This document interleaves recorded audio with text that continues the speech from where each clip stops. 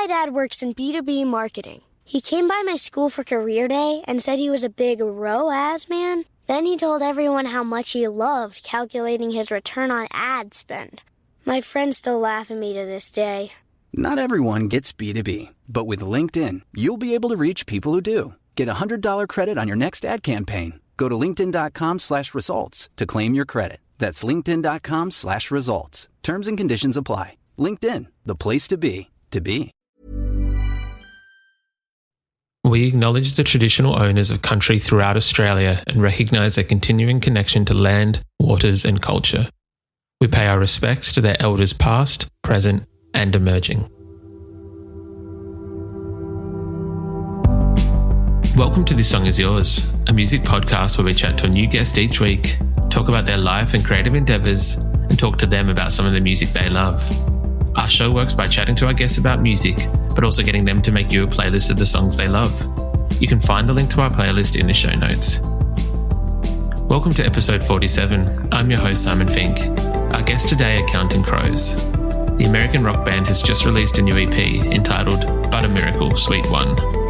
In today's episode, we're talking with Adam Duritz about how he found his way back to songwriting, his love of Gang of Youths, and writing music for film. Here we go.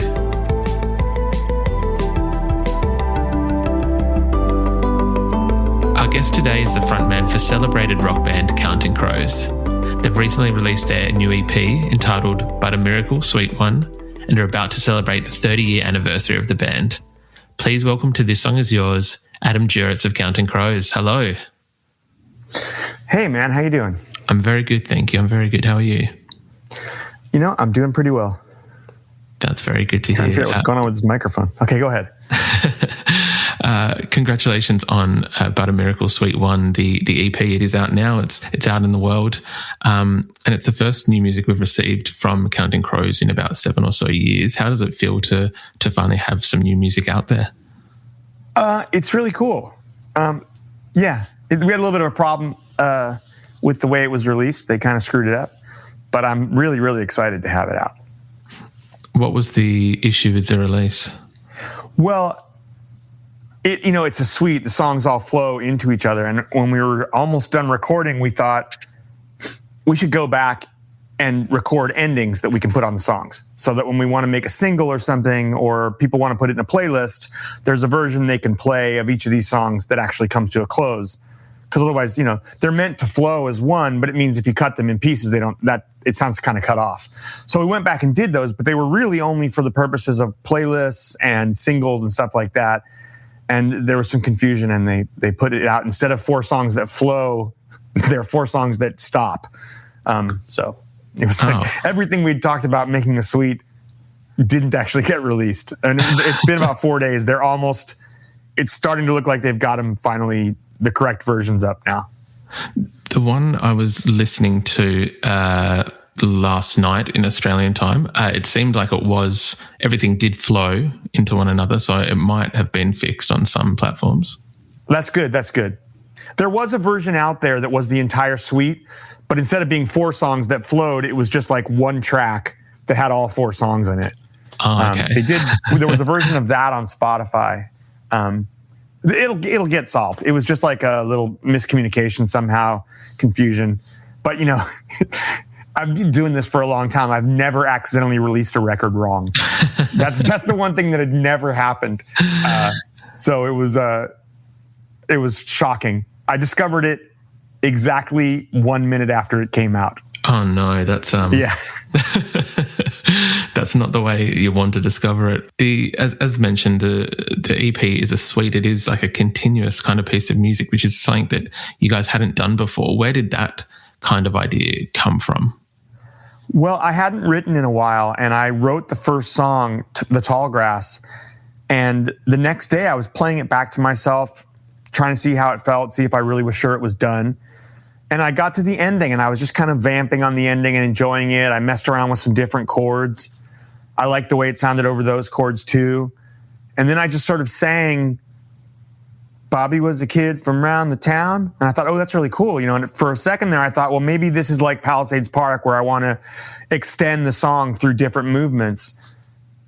And then I thought, no, I actually think this is a whole different song. I just need to write it now. And I started writing what is now Elevator Boots. But about a minute into writing it, I thought to myself, wow, how cool would it be if I could write a series of songs where the end of one is the beginning of another? Like if I did 4 or 5 songs where they flowed the way that just did. And I got really excited about it. And so that's what I determined to do. It is, as mentioned, it's the first time you've done something like that. But I know that you did, I think you mentioned at the start, there was a little bit of apprehension about getting back into songwriting, or you hadn't written in a while. When you were writing The Tall Grass, had you set out to, was there like a concerted effort to be writing, or did it just kind of happen organically when you started writing The Tall Grass?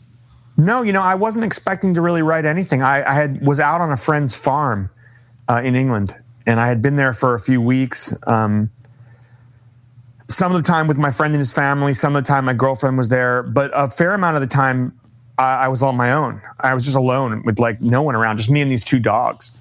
And I just kind of got the urge to play piano. And I, rented a keyboard in London and had a friend drive it down for me one weekend. And I hadn't played much in a very long time even. And so I started trying to play piano and teach myself how to play again. And then I wrote this song. A couple days into it, I wrote The Tall Grass. It wasn't really, I wasn't expecting to be doing that. I mean, I was on a farm in the middle of nowhere. It was really like not where I expected to write songs. Is that the first time that you'd written, I imagine not written overseas, but the first time you'd kind of, I guess, begun a project not in the US? I am not sure. I've definitely written songs or begun writing songs overseas because I spent so much time on tour. I don't really write much on tour, but I know I have written on tour. Like I know I finished Accidentally in Love in hotel room in like, I think Liverpool or Manchester. And I know that I wrote a lot of Tuesdays in Amsterdam on a tour over there too. So I've written, but I don't write much on tour because I can't play piano on tour. I can't bring one to my hotel room and I don't play guitar. So, I don't think I've written much overseas, but that's mostly just because when I'm away from home, I don't have a piano other than at gig where I don't have much time to do stuff like that. No, that's very fair. I had been reading as well, the new record, or I guess getting back into songwriting was kind of maybe inspired slightly by some I guess more contemporary or newer music that had come out from some friends of yours. I think that one was Sean Barner. Yeah, I mean, I was definitely, I don't know if it's what got me to writing, but I sang on Sean's, this new album as well, but also his last album, Sissy. And I really loved a lot of the vocals that I did not do on that record. The background vocals were my friend Dave Drago. And I really loved the flavor he gave to Sean's record. And so I actually asked him to do a lot of background vocals on this record too. He did 90% of the background vocals on Butter Miracle. A couple vocals by Emmy are on there, our guitar player. But other than that, they're all Dave Drago. And that was something we did during the pandemic when everyone was quarantined. He and I, across the phone and across Zoom, worked on all those vocals. So I had definitely, in the last couple of years, a lot of my friends have done some really great records, and I was really got in charge. One of them, my friend Dave Leal Pepe, who sings for Gang of Youths. Yes. And he was one of the people that I was seeing a lot when I was over in England, when I was working on these songs. And he's one of the first people I sent this music to. Dave and I and Chris Caraba Chris from Dashboard Confessional, do tend to pass music back and forth to each other. Firstly, it sounds like a very incredible kind of group chat thread, if you will, yourself, Dave, and Chris Caraba. I was going to ask because obviously we're an Australian-based podcast. Gang of the Youth are like they're like a E Street band. They're massive here. How did that friendship kind of come about? Well, my girlfriend turned me on to Gang of Youths a few years ago. I mean, it must be before. It was right after Go Farther and Lightness came out. And I became obsessed too. She loved Gang of Youth and I became obsessed with them. And they came to town And I started corresponding with Dave on Instagram. I think I actually slid into his DMs, and we started chatting. And he said, "Yeah, come on down to the gig. They're playing a few blocks from my house in New York." So we went to the show, and I gotta say, it's one of the best concerts I've ever seen, and certainly maybe the best I've seen in the last decade. They were so incredibly good at Irving Plaza in New York, and then they had invited us to come back and say hi after the show. So we went back there. And I don't know, we just really hit it off. And they were finishing up their tour a few nights later, like maybe in Philadelphia, and then they came back to New York, and we ended up spending that Christmas together. He and his manager and their wives like just kind of hung out. They stayed across the street from us, and they all had Christmas at my house, and we had a blast, and we just really, really hit it off. And so we stayed in touch ever since then. And so whenever I would go to England, I would see him. And he came and visited me on the farm. And we had a blast. He's become very close to my friend whose farm it is as well. And we just kind of we're just sort of simpatico. I don't know why, but sometimes you just meet someone and you just become friends. And I introduced him to Chris and Sean because they were all coming up. They came up to visit, and they all stayed with us. Dave and Cord and Chris and his family, and then Sean was over a lot, so we all became really good. They became friends with each other as well. That's incredible. We just as a very quick side note, we do 2 shows a week for this podcast, and our episode will be flipped, but the episode just before it is Chris Carrabba. So it'll be very exciting to kind of cross the stories. I was just texting with him today. He's one of the nicest people you'll ever meet. He is as good a guy as you'll ever find. He really is. That is what I've heard. So I'm very excited for both of these episodes. I've heard very good things about both, so it is very exciting. I did hear as well that there's a possibility you might make a little guest appearance or feature on the new Gang of Youth records when it does come out. When I was over there, when I was done writing my stuff, I took a trip up to London and sang on 4 or 5 songs on the new Gang of Youth. I sang all over the record, and I had killer stuff, and they scrapped all of it because they started over. But I'm going to go back, and in a few weeks, I'm heading back to England. I haven't been there in a year and a half now, so I'm going to go back, and as soon as I'm going to quarantine on the farm and try and finish up the second suite. But as soon as the quarantine's over, I'm going to go to London to try and do some promo stuff. And also, I want to get on the new Gang of Youth record, the new, the one I'm not on right now. So yeah, I'm going to go back and sing again in a few weeks when I can. As soon as my quarantine's over in England, I'm going back to London to sing on their record. That's very exciting, very exciting. I was going to ask, obviously, Suite 1 does, naming something Suite 1 does sometimes give off the hint or imply that there might be a Suite 2. Were the songs that you've kind of collected for Suite 2, were they written back in New York, or were they kind of not leftovers, but were they other bits and pieces from the farm sessions? No, I don't have anything finished for Suite 2. I just, for the second Suite, there was no plan to do anything other than what I did. But now that once we put it together and I actually heard it finally, I love it. And so I do want to do another one. I've got some little pieces of music and ideas and some parts of songs I've been working on the last few months.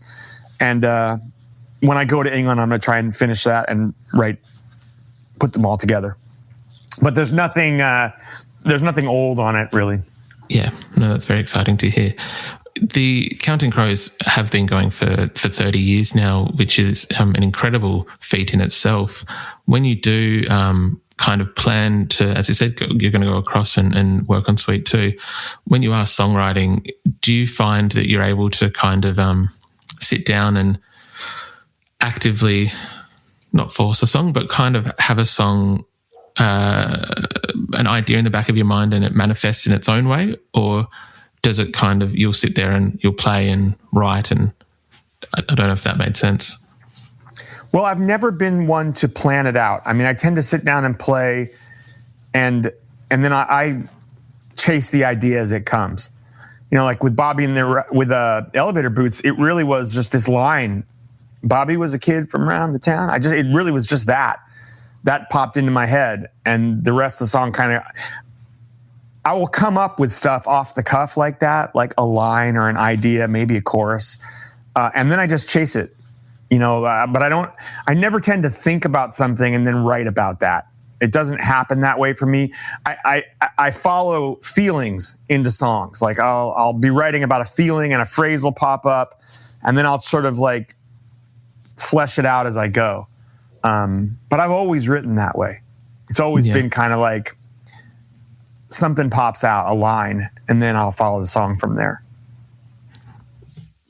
When you are, because I know that you are a bit of a perfectionist when it does come to releasing records, and you want everything to be in its right place. Like when you are kind of going through that songwriting process, if something's not working or you don't think it quite fits, how do you overcome that hurdle? Or if it's whether it's writer's block or maybe a phrase isn't placed the right way, what's your method of trying to fix things or perfect them? Well, I mean, you just kind of got to get it right. I mean, I'm very much a perfectionist, but my vision of perfection is very different from the way people normally think of perfection. It's not about everything being like perfect. Like I really love mistakes or flaws or just the momentary communications where like something that somebody does on one instrument provokes a reaction in me or vice versa. Something that's like unique in a moment. I'll leave. This summer, Instacart presents famous summer flavors coming to your front door. Or pool. Or hotel. Your grocery delivery has arrived, sir.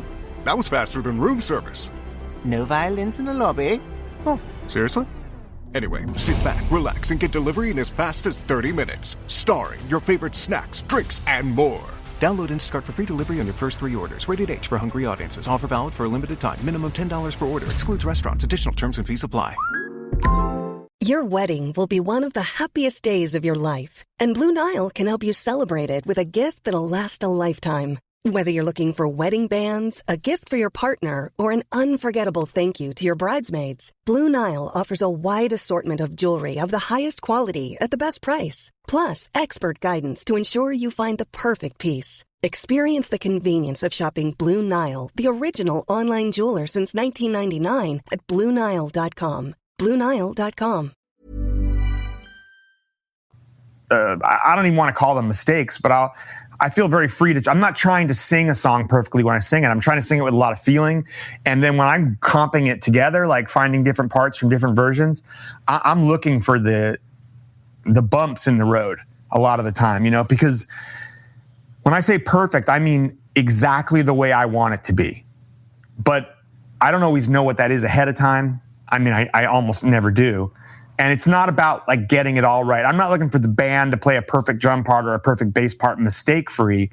I'm looking for them to play a perfect bass part that makes me feel something, or a drum part that moves me, that is galvanizing, that is romantic, exciting. So it's like, it's that kind of, by what I mean by perfect is like, I just want the record to be exactly what I want it to be when it's done. I don't want to be looking back on it saying, yeah, but we screwed this up here, but that's okay. We ran out of time. I don't want to be making excuses for my records later. Like they need to be everything I wanted them to be. But a lot of that is finding the best mistakes, like the best yips and the best screw ups that just sound so perfect and real, Sometimes some of the better records in the history of music, there are those little imperfections that kind of make them memorable or whatever it may be. So I do get what you're saying in terms of, you don't want it note perfect. You want it almost feeling vibe perfect. Yeah, like it should be thrilling. If it's note perfect and boring, that doesn't count as perfect. You know what I mean? That's just a waste of time. But I will say this. I will drive my producers crazy with that sometimes because they're like, oh, no, you cannot put that on the record. No, you cannot leave that on the record. I'm like, no, it's perfect. That is amazing. Like, no, absolutely not. That cannot be on the record. There was one there's an outtake from Saturday nights and Sunday mornings called Sessions. And like, it builds so much in the chorus and then it flips into the second verse. And it's like this long, and the line is, my tank is full. But I went, my tank is full. It was like my voice broke when I sang it. I was building so hard at the end of the chorus that when I sang the next verse, My voice just fell apart and cracked open. But when I went back to listen to it, I'm like, oh my God, that is the greatest thing. We've got to put that in. And Gil Norton was like, you cannot leave that in. That sounds terrible. That's a huge, your voice fell apart. I'm like, yeah, I know, but it only fell apart because I was so excited and you can hear that. And he goes, oh my, this is such a mistake. But I left it in. I, to this day, love it. I keep trying to recreate it in concert and I can't do it. Sometimes those things, they're palpable, even though it doesn't make sense, they are palpable over record. You can feel it. It's real. Yeah. It's like a real feeling. It's a moment where I was completely excited, so excited that I sang harder than my voice could handle, and it fell apart for a split second. But that's real excitement. You know what I mean? That's a real thing, and you can feel that. That's like, it feels unbridled. Yeah, exactly. I'm curious because Counting Crows, you yourself, you've written for the band, but also for film and screen as well. There's an obvious one that people think of with Shrek 2, but there's also been contributions to Cruel Intentions, to Josie and the Pussycats. I'm curious, when you approach a project, I think Colorblind, and please correct me if I'm wrong, Colorblind you had already kind of written before. Yeah. It was included for Cruel Intentions, but I other wrote it two the night before. Yeah, right. No, it was weird. I literally I wrote that song. I went into work that day and I had a meeting. I had to take a break in the middle of the day from the studio to go watch this movie. And I went to see the movie with the director and the producer. And my friend was one of the executive producers on that, my friend Tracy Falco. So I went to watch that movie, and then at the end of the movie, they took me back to the middle and said, this is the scene. We really want a song for right here. And I said, oh, this is really weird. I think I have just a song for you. I don't think I have anything I need to write. And they go, what do you mean? I'm like, I wrote this last night. Oh, will you play it for us? I said, no, I can't. It's not recorded yet. I literally just wrote it. But I will go back to the studio today and I will try. It's really hard to play and I'm not very good at it yet. I will try to at least just put down a little quick demo version for you. Don't get attached to it. It's just going to be a demo version, but I'll try and record one tonight. And so I went back to the studio and recorded it. And then I took a cassette they had given me a little DVD or a VHS tape, actually, probably at that time, of the scene, and a little bit before and a little bit after.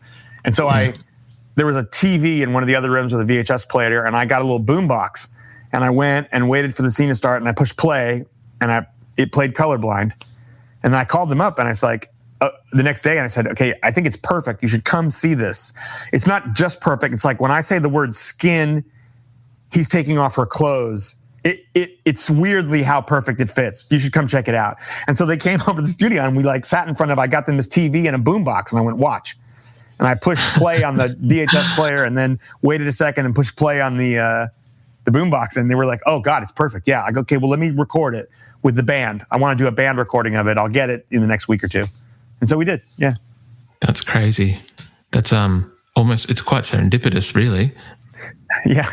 I did two during that record because we also did the theme for Rounders. The closing theme for the movie Rounders is our song, Baby, I'm a Big Star Now, which was a few weeks later. I went to see John Dahl, the director, came to my house and talked to me about the movie.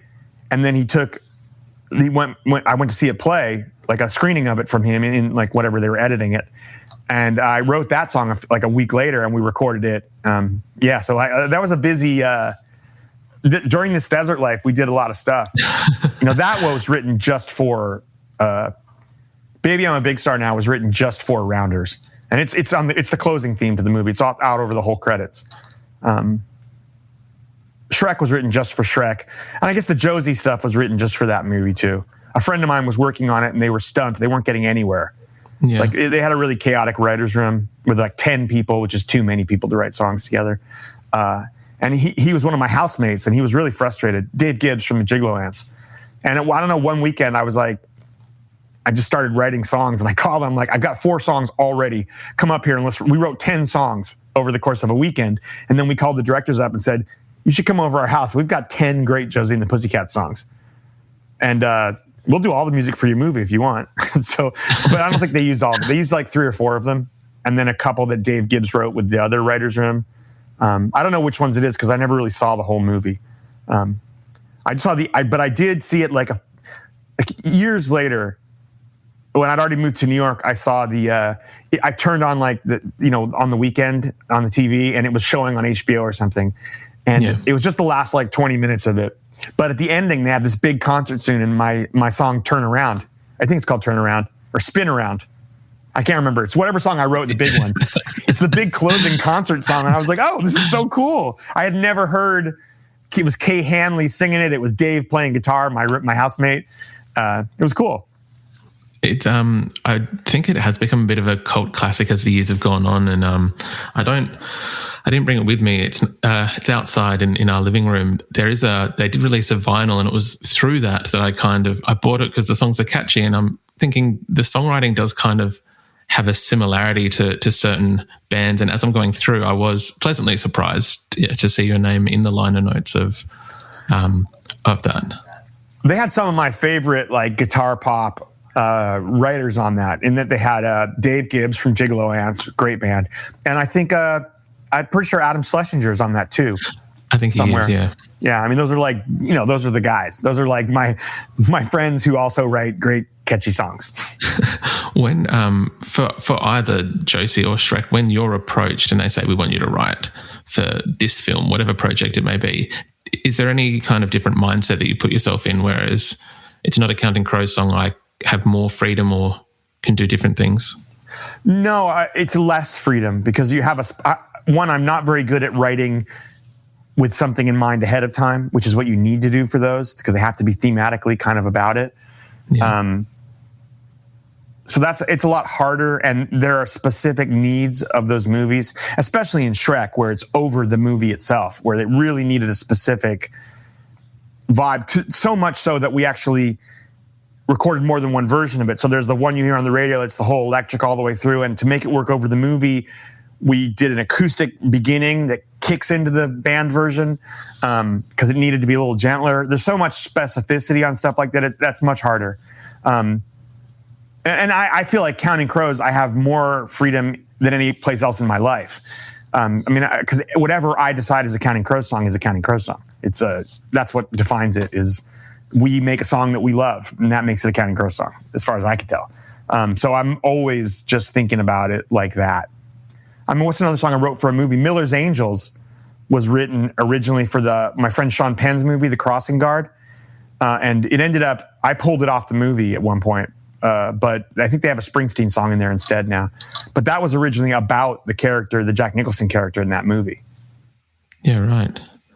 Was there any reason for pulling the song, or it just didn't quite align? Oh, well, he was going through hell. Harvey Weinstein was the producer on it, and he was just putting Sean through hell. Like, he just had to. I saw that movie when Sean first showed it to me in a little screening room at the Brill Building with Marlon Brando. Me, Marlon Brando, and Sean watched this movie in this little screening room together. And when it was over, Marlon said, "That's the best movie anyone's made in 20 years." And I was like, I thought so too. I don't know that I've ever seen a movie as good as that movie. And the Miramax just wouldn't accept it. They kept making him do cuts. They put him through hell. And after a while, I just felt like it was almost in protest. I didn't like what they were doing to my friend. I pulled the song off the movie. Then the movie looked for a while like it wasn't even going to get released. And then it finally did, and it's a really good movie. But I'm telling you, the cut I saw was one of the best movies anyone's ever made. Period. It was Citizen Kane. It was so good. That movie's not out. But it was mostly just because I was just incredibly frustrated dealing with Harvey Weinstein. That's all. Yeah, I can imagine that's not the first time that sentence has been uttered. And I'll probably leave that topic there.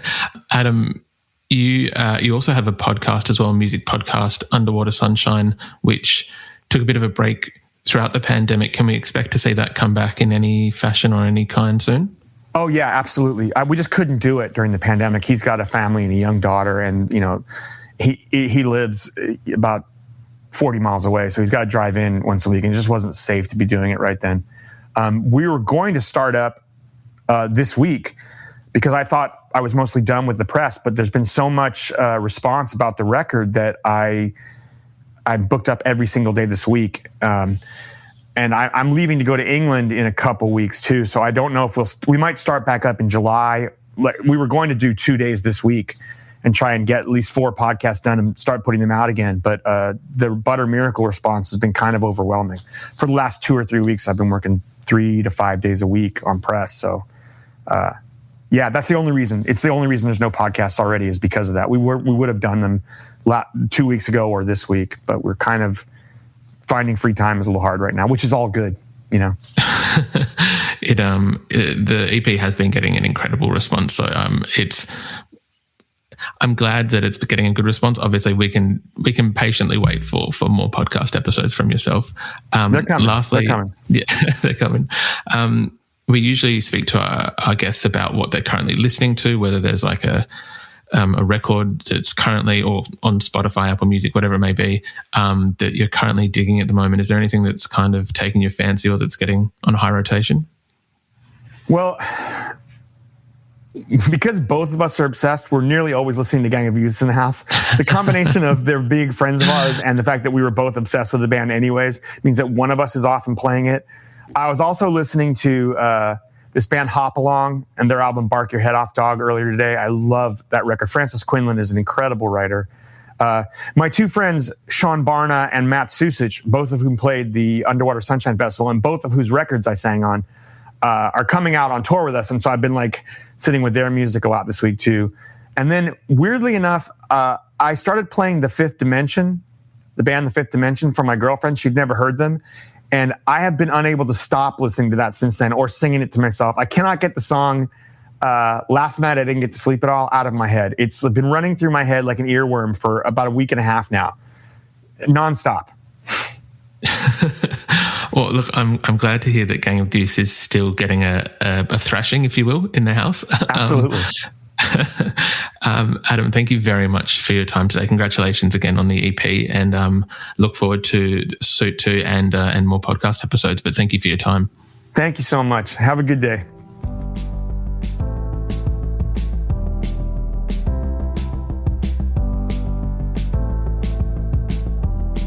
And that's our show.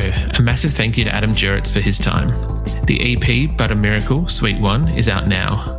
We've left links in the show notes if you'd like to buy a copy of the record or see when they're touring in 2021. We also want to give a huge shout out to Tess at Six Boroughs Media for helping out with today's interview.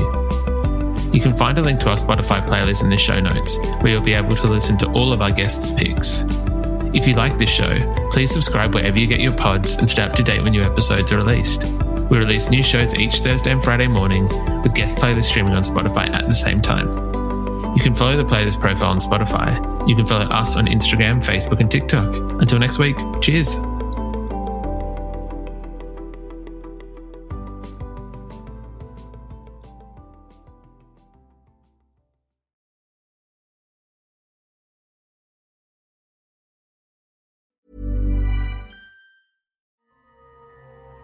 The most powerful designer drugs are the digital ones we use daily.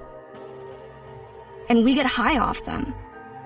One touch, tap, like, scroll at a time. You know, just like tech creators want us to. Use digital without digital using you. Learn more at sync.ithra.com.